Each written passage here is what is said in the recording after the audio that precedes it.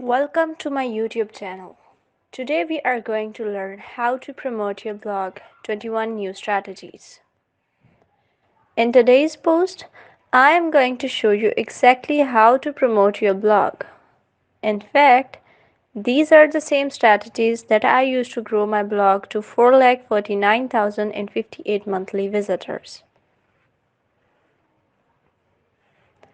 Let's dive right in.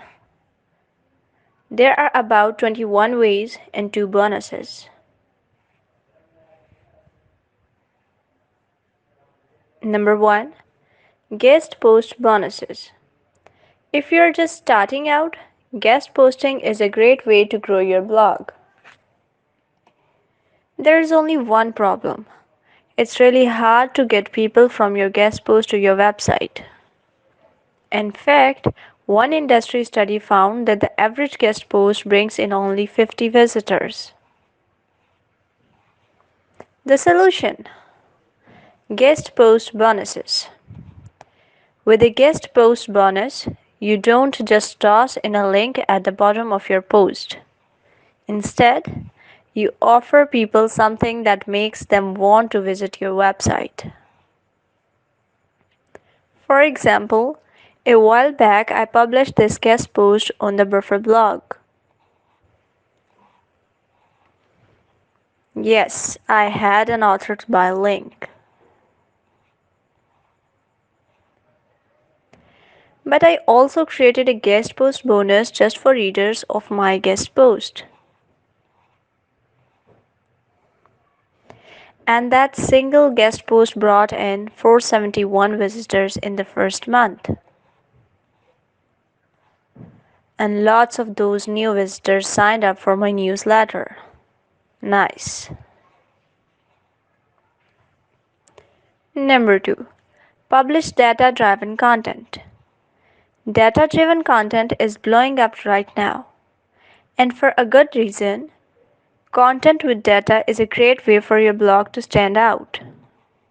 For example, a few years ago, we published this massive search engine ranking factor study.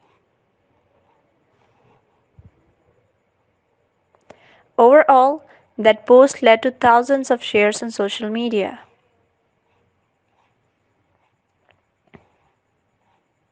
And a ton of backlinks. The only problem was, this study was insanely hard and expensive to pull off. There were servers, crawlers, data partners, bugs, problems, millions of data points, and lots more. Yes, data-driven content takes more work than a list post. But it doesn't have to be this hard. For example, after the search engine ranking factor study, we published the study on voice search. Make no mistake, this took a lot of work. First, our CTO had to manually ask his Google Home device 10,000 questions. Then we transcribed the answers. Finally, we analyzed the data. So yeah, it wasn't easy. But this study was about 20 times easier than our big Google study. And it still did great. In fact, we got a huge spike in traffic on day 1.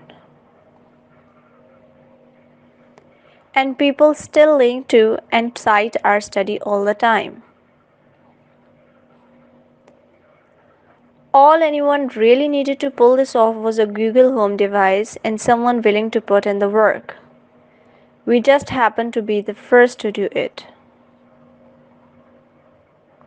Number 3. Update and upgrade old content. A few years ago, I started a marathon project for the Backlinko blog. Update every single post on our site. It wasn't easy.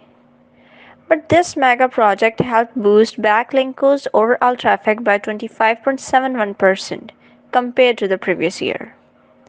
Now, 25% may not sound like a lot, but that 25.71% increase 4,10,322 more yearly visitors, which is a lot. With that, let's dive into the steps. First, go to the last page of your blog feed. Then, update and improve each post. For example, I hadn't done a big update to this post in years.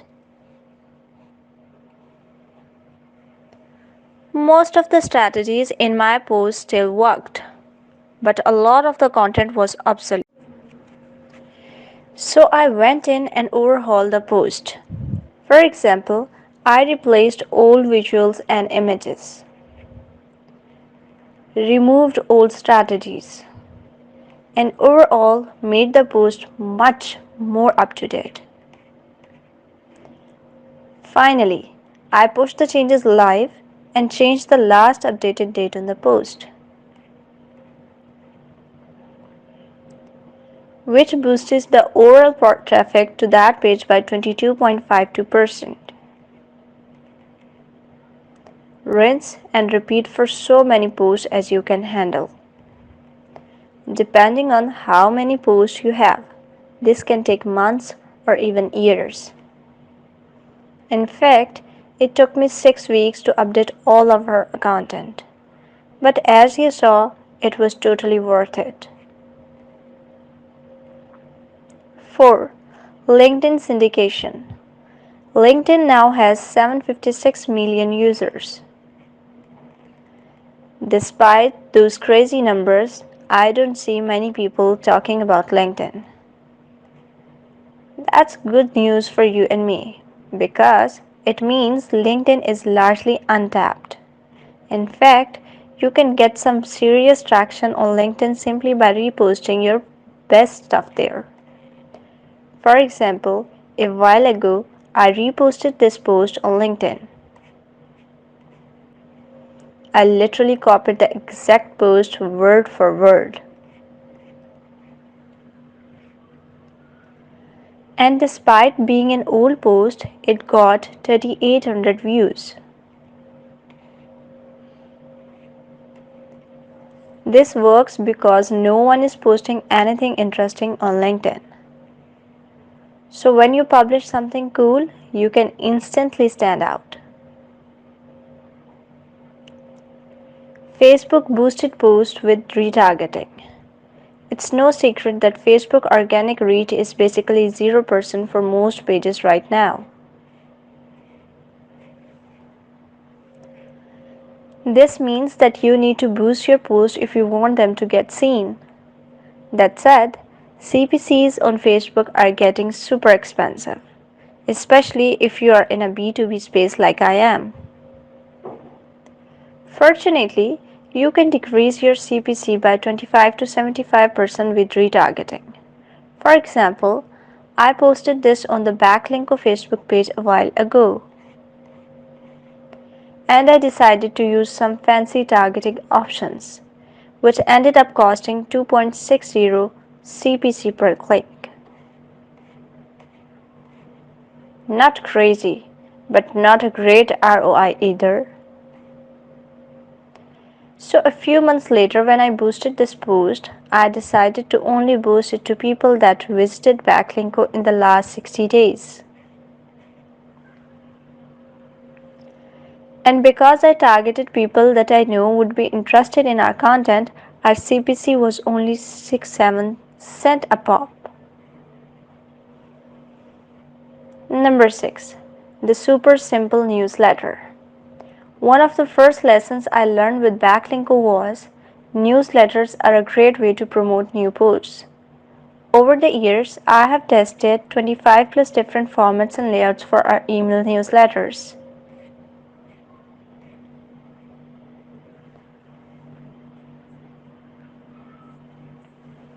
And all that testing had led to one big takeaway. Super simple newsletters work best. For example, here is a newsletter we sent out to the Backlinko community about a new post. No fancy graphics, no long intro, no images. Just a quick intro and a link to the post. And because our newsletters focus on the main message that we just published a new post, our CTRs are 2-3 times higher than the industry average for a list of our size. Number 7. Cross-pollinate your audience. As you may know, I don't post very much on Twitter. In fact, I average around 1 to 2 tweets per week. And despite that, I have over 107k Twitter followers. My secret? I asked new email subscribers to follow me on Twitter. In fact, I have had that CTA in place since 2013. And that simple button has led to over 20k Twitter followers. Number 8. Collab with other blogs. Over the last few years, I have worked with other blogs on infographics, industry studies, and case studies for the blog. For example, some time ago, I teamed up with Pitchbox of this industry study. This collab was a win-win. I got awesome data that I could use for a data-driven post. And they got their product and revamped blog in front of thousands of people. Number 9. Super personalized outreach. Have you ever received a generic outreach email like this? You're not alone. More and more people are using blogger outreach to promote their content. Bloggers who report strong results based on type of promotion. And as you have probably noticed, they are doing it all wrong. Specifically, they blast out the same exact pitch to hundreds of people. That's the bad news. The good news is that you can easily stand out. How? Personalize every outreach email that you send. In fact, the outreach study I mentioned earlier found that personalized messages got 32% more replies than those that used the same exact template. Personalized messages can significantly improve response rates. For example, I found this broken link and realized that we had a guide that would make a perfect replacement. So I sent out this personalized message. And because I didn't use a lame template or beg for a link, they happily added my link to their post.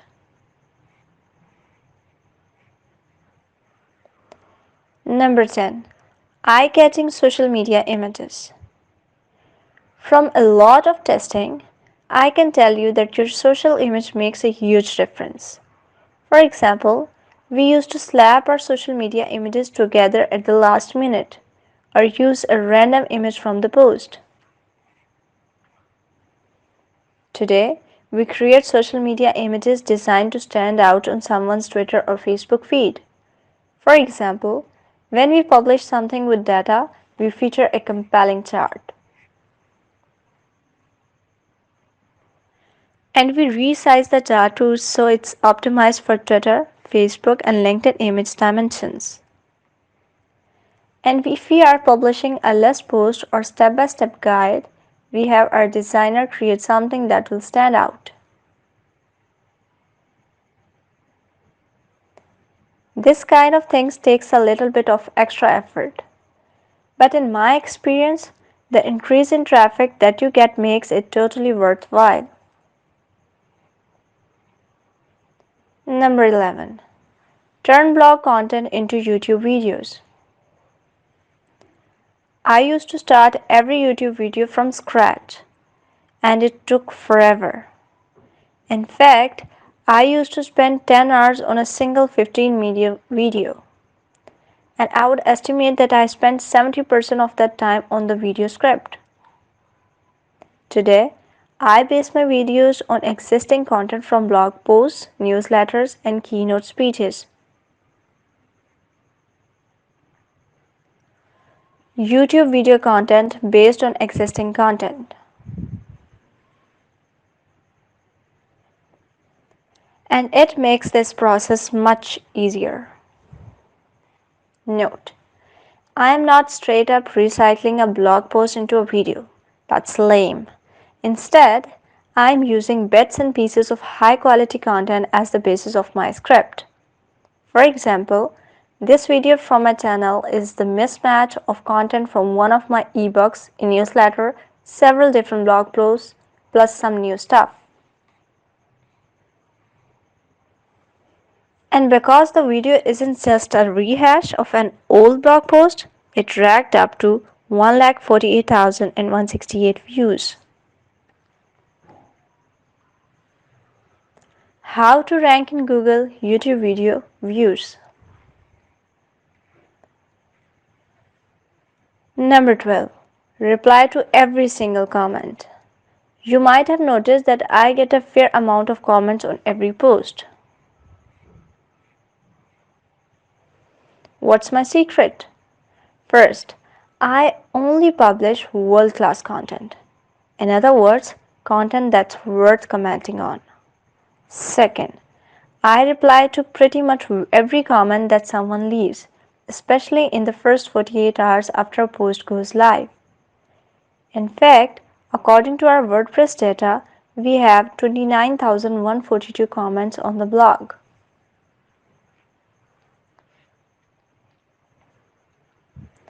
And about 40% of those comments are me replying to comments from Backlinko readers. So that means that I have replied to 11,656 comments so far. That's kind of insane. And replying to 11,656 comments takes time and effort. But these replies show that I care about the people that take time to leave comments. Even if it's just a simple thank you. It also gives me a chance to answer questions that people have. And at the end of the day, replying to comments is one of the main reasons that we have been able to build such an active community here on the Backlinko blog.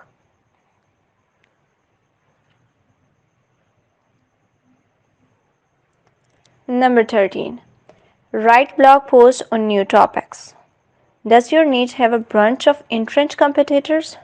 Trust me, I have been there.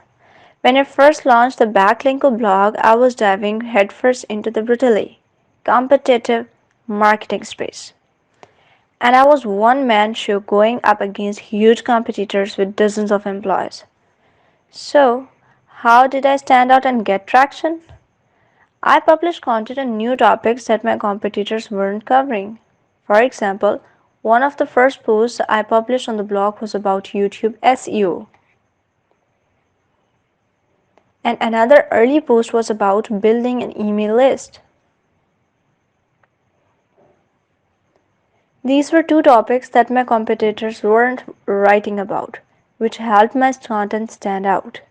This is a strategy that I still follow to this day. Some time ago, I published this in-depth guide to Google Brain. And because I was so early, this post didn't blend in with 100 other posts about rank brain. Because there weren't any,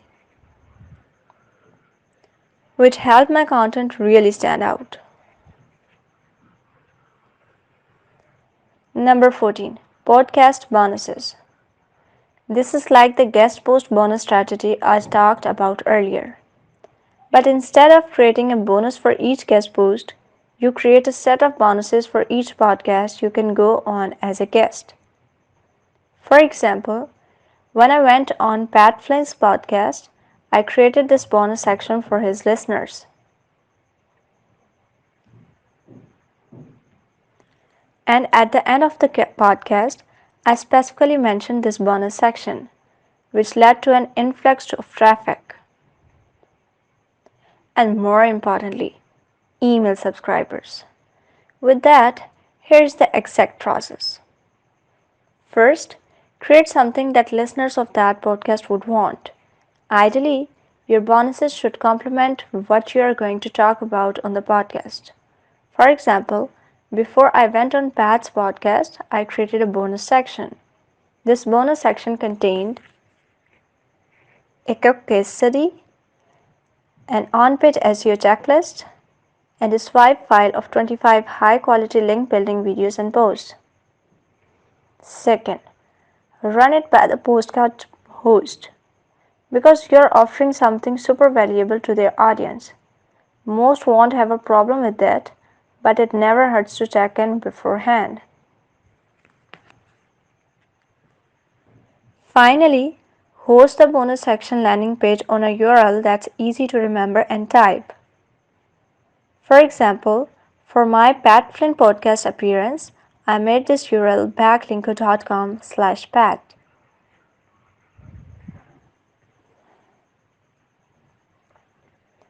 Then you just have to set up your email marketing platform to deliver the bonuses after they sign up. That's all there is to it. Number 15. Speak at events. Speaking at conference is a great way to promote your blog, but not for the reason you might think. I'll explain. When I first launched Backlinko, I spoke at as many conferences as I could. In fact, I spoke at events in Dublin, Boston, Austin, Istanbul, Romania, Berlin, and lots more cities and countries. Did getting on stage in front of 300 people skyrocket my blog's growth? Probably not. So how did these conferences help me? Because I got to meet other speakers. Speakers that are leaders in the SEO and marketing space. In fact, speaking at these events helped me create partnerships, mastermind groups, and friendships with really smart people. It even gave me a chance to make an early angel investment in a startup. And this wouldn't have happened if I randomly sent these folks an email with, "Hey, do you want to be a partner up on something?" To be clear, now that my blog has traction, I pretty much stopped speaking at events, but that's another story for another post. But when I was just starting out, speaking at events was super helpful.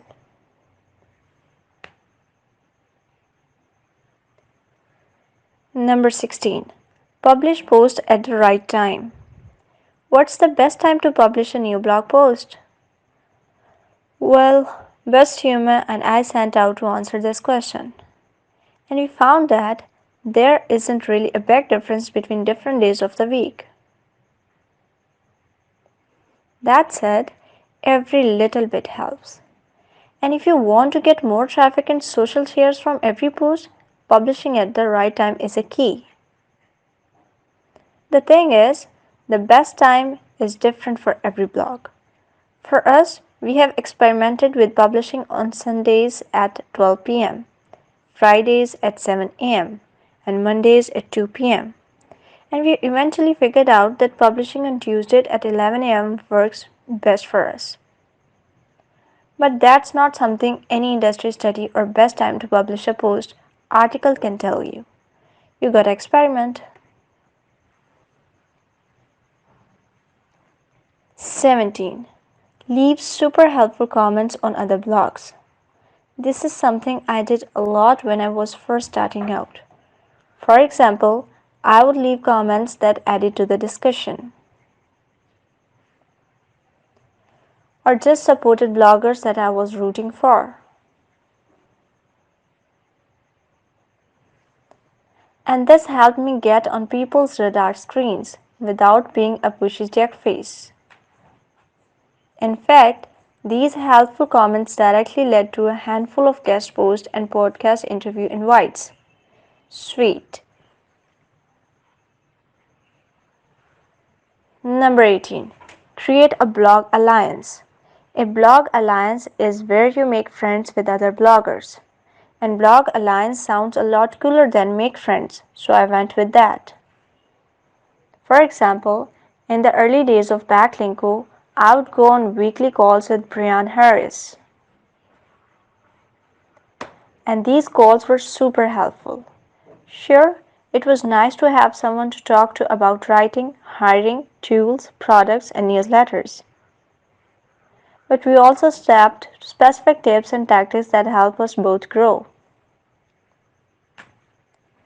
So if there is another blogger that's about at same level as you are, send them a quick message like this.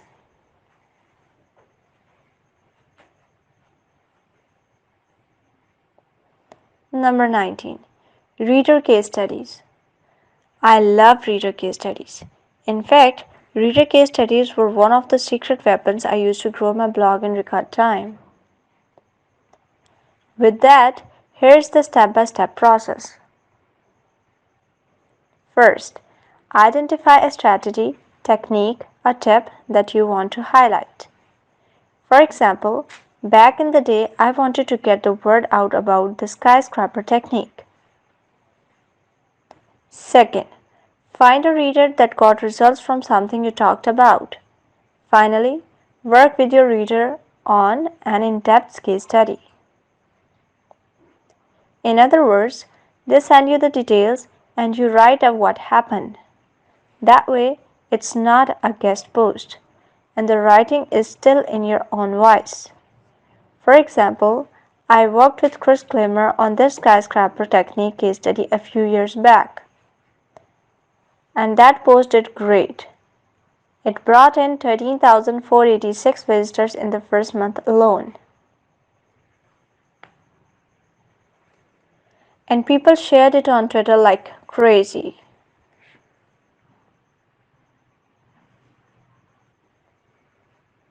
Number 20. Create cool visuals, stats, and images. You might have noticed that I tend to sprinkle in a handful of custom visuals and charts in every post. That's no accident. I discovered that these custom visuals get shared around and linked to without me needing to hustle with outreach. For example, I asked our designer to create a visual of a page that optimized for voice search SEO.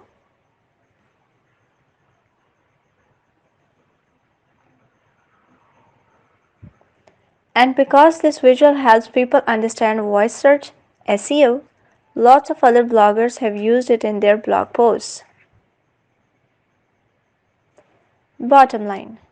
Include 2-3 visuals, charts, or mini infographics in every post. If the post does well, other bloggers will see your visuals, and a small but significant percentage will use your visuals in their content. Number 21. Double down on list posts.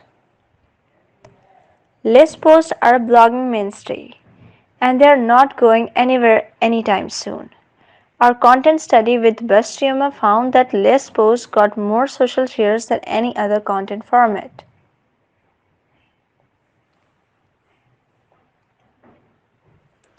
This makes sense if you think about it.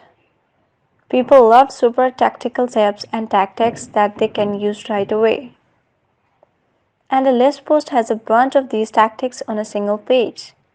In fact, when I analyzed which posts brought in most traffic, 4 out of the top 10 were list posts.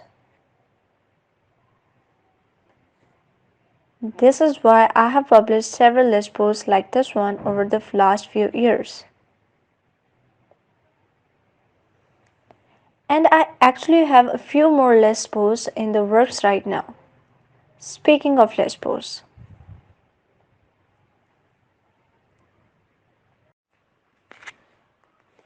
Bonus number 1. Start list posts with your most unique tip. Here is a mistake I see a lot of bloggers make with list posts. They put the most important and helpful tip at the top of their list. Why is this a mistake? Well, when someone lands on your list post, they are looking for something new. So you need to give them your most unique strategy right off the bat. So instead of organizing your list posts like this, organize them like this. In other words, begin and end your list with strategies that your ender reader probably hasn't seen before. For example, a few years ago, I published this post on how to get more views on YouTube. And my first tip was a new way to create more effective thumbnails. Of all the things you could possibly do to get more views, is this the most important? Heck no.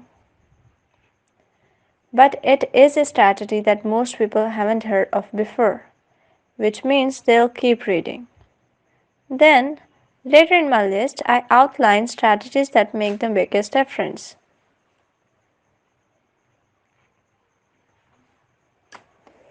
Bonus number 2. Add tweetable codes to your content.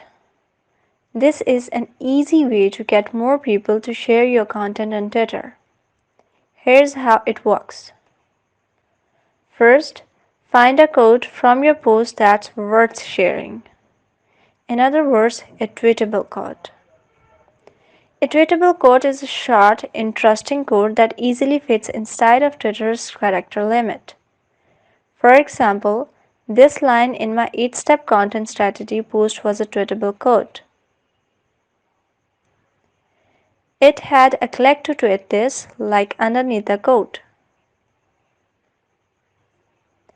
By the way, I made this link using clicktotweet.com. When someone clicked on that link, they got a pre-written tweet with that quote. That's all there is to it. And if your quote hits a nerve, people will share it. Including lots of people that wouldn't have otherwise shared your post. And I can tell you from experience that these bonus shares really add up. What did you think? Now I would like to hear from you. Which technique from today's post are you going to use first? Are you going to publish more list posts or leave comments on other blogs? Either way, let me know by leaving a comment below right now.